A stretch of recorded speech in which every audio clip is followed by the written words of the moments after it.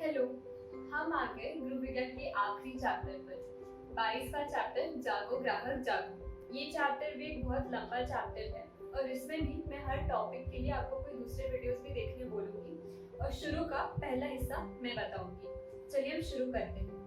पहला भाग है जो हमें बताता है कि उपभोक्ता कौन है। उपभोक्ता यानी कि कंज्यूमर, एक ग्राहक कौन होता है। उपभोक्ता संरक्षण अधिनियम यानी कि हमारे कानून में जो लॉ है, कंज्यूमर प्रोटेक्शन एक्ट जो 1996 में लिखा था, उसके मुताबिक एक उपभोक्ता दो हो सकते हैं। उसमें उपभोक्ता को दो श्रेणियों में बताया गया है। पहला एक जो कोई वस्तु को खरीदता है, जैसे कि मैंने कोई मोबाइल खरीदा, कोई सब्जी खरीदी, कपड़े खरीदे।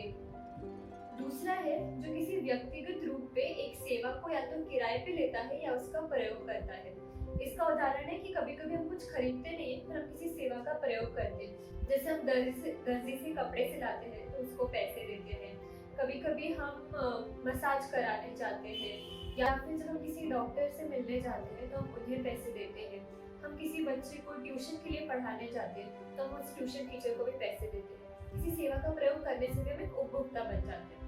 अब इस चैप्टर का पहला जो हिस्सा है उसमें हमें 8 तरह की समस्याओं के बारे में बताया गया है जो एक ग्राहक की एक उपभोक्ता के सामने आ सकती है। हम इनके बारे में बात करेंगे। पहला है मूल्य में विभिन्नता। अक्सर ऐसा होता है कि एक ही चीज, एक ही प्रकार की चीज बहुत सारे दामों में मिल रही है और हमें नहीं समझ आता है कि हमें कौन सा वाला खरीदना चाहिए जिससे कि हम किसी चीज के लिए ज्यादा पैसे ना दे दें। पहली बात जिसके बारे में आपको ध्यान रखना है वो ये है कि MRP की मुद्रित मूल्य, जो हमारे पैकेट के ऊपर जो प्राइस लिखा होता है वो सारे टैक्सेस को मिलाकर होता है।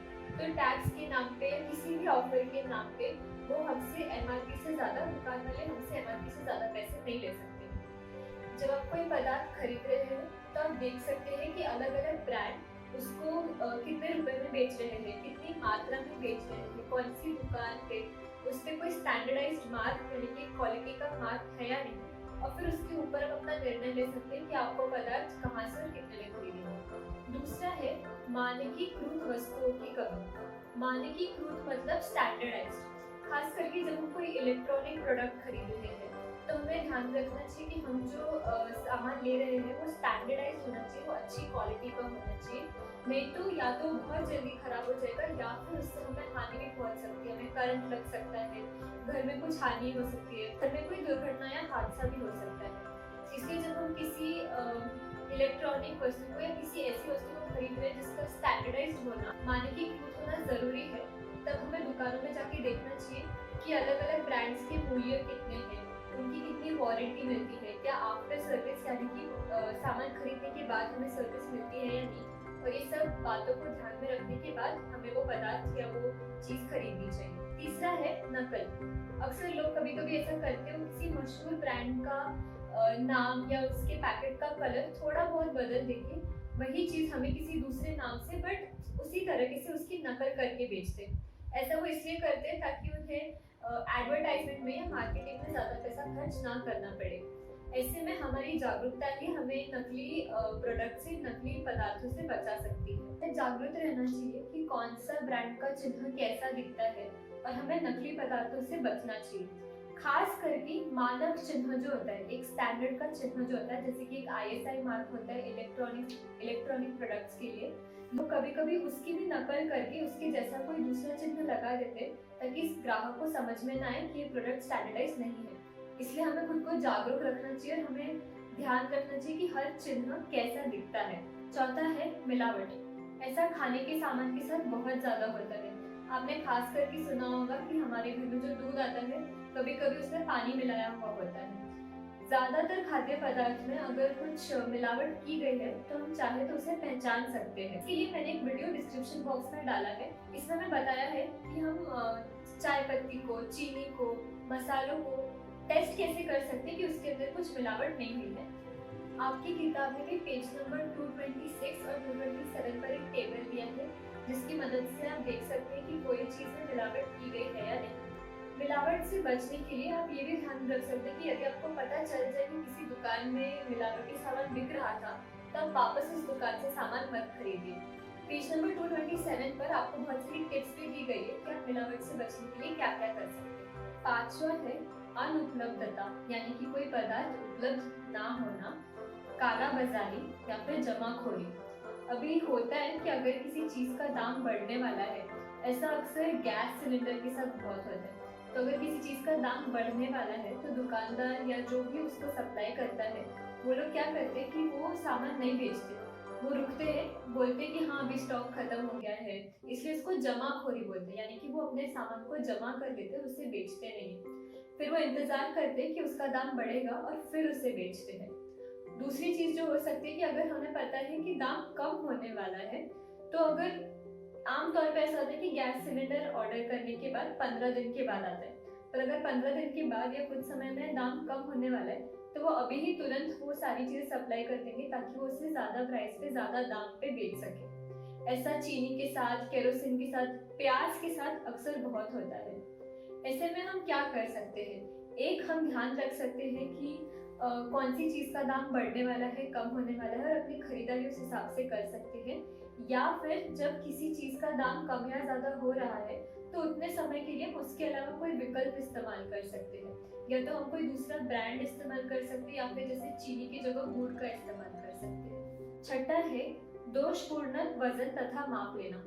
अक्सर सब्जी वाले भी ऐसा करते हैं कि वो अपने तराजू के नीचे कोई पत्थर चिपका देते या कोई मैग्नेट चिपका देते ताकि उन्हें कम सब्जी बेचने लगे, या फिर उसका पॉइंटर टूटा हुआ होगा या उस पर लोहे की रिंग्स लगी होगी स्प्रिंग के बजाय। इन चीजों से बचने के लिए हमें पता होना चाहिए कि ये जो वजन है, जो स्टैंडर्ड वजन है और स्टैंडर्ड स्केल है, वो दिखने में कैसे लगते हैं।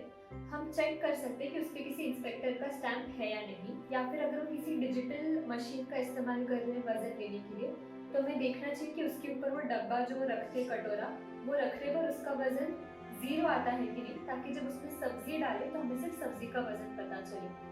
पेज नंबर 229 पर ऐसे छोटे छोटे बहुत सारे पॉइंट्स दिए हैं जिनका आपको ध्यान रखना चाहिए कुछ खरीदते वक्त। सातवां है भ्रामक सूचना या सूचना का अभाव।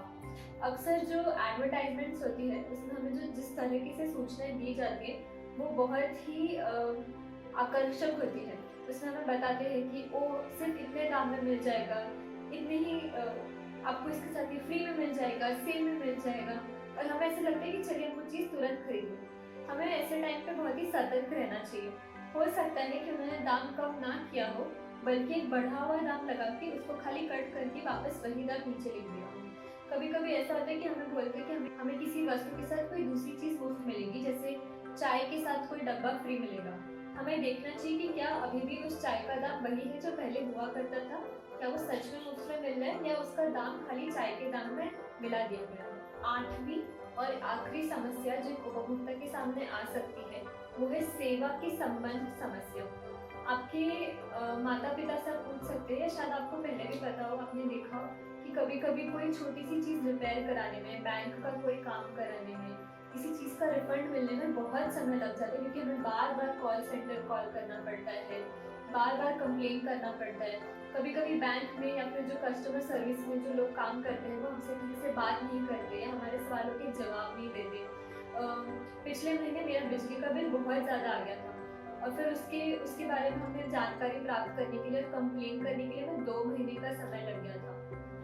ये जो समस्या है वो अक्सर आती है और इसके लिए हमें जागरूक रहना चाहिए। हमें पता होना चाहिए कि हमारे अधिकार क्या है। ऐसे में जितना हो सके उतनी सतर्कता के साथ हमें इन परिस्थितियों को संभालना चाहिए। अब इस चैप्टर का अगला भाग है कि उपभोक्ता शिक्षा की क्या भूमिका है। अब पेज नंबर 233 और 234 पर एक टेबल दिया है।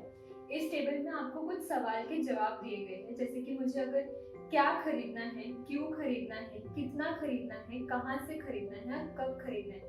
ये जो सवाल है आप इनके निर्णय कैसे ले सकते हैं, उसके लिए आपको एक टेबल है, आप वो एक बार खुद से पढ़ लीजिए। अभी ये जो 8 समस्याएं हमने पहले देखी, उससे बचने के लिए हमारे पास कुछ सहायक है जो हम इस्तेमाल कर सकते हैं। ये सहायक होते हैं जैसे कि लेबल, किसी भी कपड़े का, खाने के सामान का, मोबाइल का, हर चीज का जो किसी लेबल या किसी पैकेट में अक्सर आता है, और अगर हम उस पैकेट के ऊपर दी गई जानकारी अच्छे से पढ़ें कि वो कब एक्सपायर हो रहा है, वो कितने रुपए का है, वो कहाँ से आ रहा है, तो हम किसी भी तरह के नुकसान से बच सकते हैं। इलेक्ट्रॉनिक्स प्रोडक्ट खरीदते वक्त भी हमें उसके बारे में दी गई सारी जानकारी अच्छे से पढ़नी चाहिए कि उसमें क्या क्या विशेषताएं हैं, उसकी वारंटी कितनी है। आमतौर पर किसी भी चीज़ को खरीदने से पहले हमें उसका लेबल और उसका पैकेज अच्छे से पढ़ना चाहिए। इसके अलावा लीफलेट यानी कि जो पैम्पलेट आते हैं वो, या फिर विज्ञापन भी देखते वक्त या पढ़ते वक्त हमें चौकन्ना रहना चाहिए और हमें उसके ऊपर दी गई सारी इंफॉर्मेशन, सारी जानकारी, वो भी जो छोटे छोटे अक्षरों में यहाँ वहाँ लिखी हो, वो भी अच्छे से पढ़नी चाहिए। एक ग्राहक के लिए एक बहुत ही मुख्य सहायक है मानकीकृत चिन्ह। एक पदार्थ, एक प्रोडक्ट स्टैंडर्डाइज्ड है या नहीं, वो पता करने का सबसे आसान तरीका है कि उसमें कोई मानकीकृत चिन्ह लगा है या नहीं। जैसे कि ऊन के पदार्थ के लिए वुल मार्क होता है, बिजली के पदार्थ के लिए ISI मार्क होता है। ये सारे जो चिन्ह हैं उनके लिए मैंने एक वीडियो डिस्क्रिप्शन बॉक्स में लिंक किया है, आप उसे एक बार अच्छे से जरूर देखिएगा। अगला सहायक है कानून। हमें हमारे कानून को, जो हमने शुरू में भी देखा था, उपभोक्ता संरक्षण अधिनियम 2002, इसके सारे नियम या एटलीस्ट इसके बारे में ऊपर से हमें सारी जानकारी होनी चाहिए। अगर हमारे साथ कुछ बुरा होता है, हमारे साथ कोई धोखा होता है, इस कानून की जानकारी के आधार पर ही हमारे साथ जो धोखा हुआ है उसके लिए हम कोई मुआवजा मांग सकते हैं। एक आखिरी सहायक जो हमारे पास होता है वो है उपभोक्ता संगठन। ऐसे कुछ संगठन होते हैं, छोटे छोटे समूह होते हैं, जो किसी मासूम या किसी नादान उपभोक्ता को, जिसको कानून की इतनी जानकारी नहीं है, यदि उसके साथ कोई धोखा हुआ है तो उन्हें मदद कर सकते हैं ताकि उन्हें कोई मुआवजा मिल जाए। अब इस चैप्टर के आखिरी 2 हिस्से हैं, एक ग्राहक के अधिकार, और अगर हमारे साथ कुछ धोखा या फरेब हुआ है तो हमें जो कंप्लेंट फाइल करनी होती है उसकी प्रक्रिया क्या है। ये दोनों के लिए मैंने वीडियोस डिस्क्रिप्शन बॉक्स में दिए हैं। जब आप अधिकार का वीडियो देखेंगे तो आप वीडियो देखने के बाद एक बार किताब से भी पढ़िए। हर अधिकार के लिए दोनों में अलग अलग एग्जाम्पल दिए हैं, तो आपको दो एग्जाम्पल देख के वो अधिकार अच्छे से याद हो जाएगा। ये दोनों टॉपिक से परीक्षा में सवाल आ सकते हैं, अक्सर आते हैं, इसलिए आप इन्हें अच्छे से करिएगा, वीडियो और किताब दोनों की मदद से करिएगा। हमेशा की तरह इस चैप्टर में बहुत अच्छी गतिविधियां हैं, उन्हें एक बार सॉल्व करिए, चैप्टर को 1-2 बार पढ़िए और ये चैप्टर आपको अच्छे से याद हो जाएगा। ये गृह विज्ञान का आखिरी वीडियो था। उम्मीद करती हूँ कि आप सब कुछ अच्छे से पढ़ेंगे और 1-2 बार वापस रिवाइज करेंगे। All the best.